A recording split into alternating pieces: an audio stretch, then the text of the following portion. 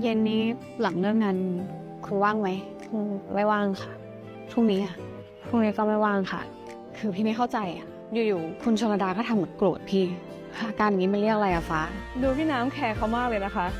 ไม่น่าใช่พี่ลมคนเดียวมั้งที่เฮิร์ตอ่ะ พี่น้ำแอบชอบคุณชลดาข้างเดียวเหรอ ทุกคืนวันเสาร์เวลา 20:30 ทางช่อง 7 HD ดูออนไลน์เวอร์ชันอันคัตเวลา 3:30 บนแอป iQIYI และเว็บ iq.com เท่านั้น